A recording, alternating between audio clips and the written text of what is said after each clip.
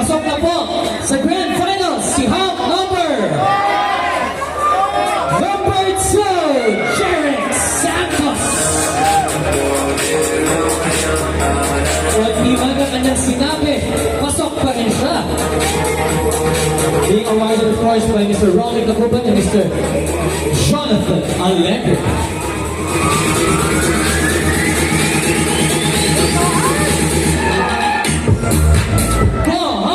Number 1, Zay Rodriguez.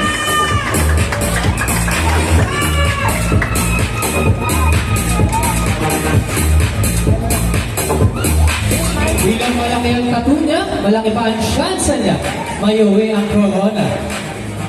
On December 4, joining Jeric and Zay is Hawk number 5, Axel Rabruska.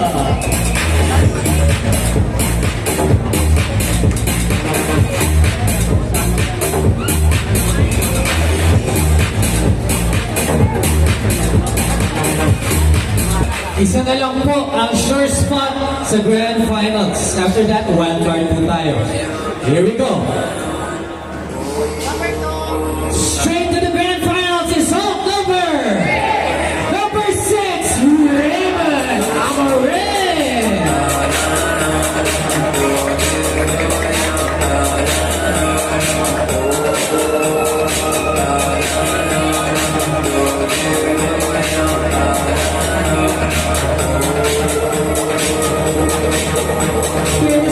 Sir, nung set, ngayon nakita ko nakatayo. Ang sosyal. Alright, here we go. Meron po tayong dalawang wild card. The first wild card is Hawk number 3, Mark Louis Quaresma.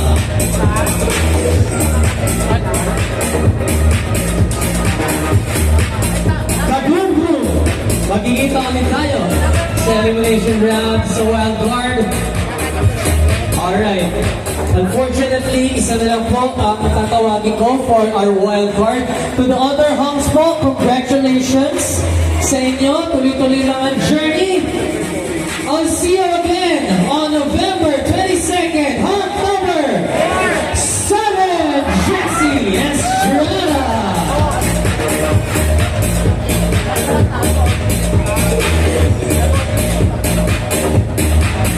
Alright, thank you so much, ladies and gentlemen.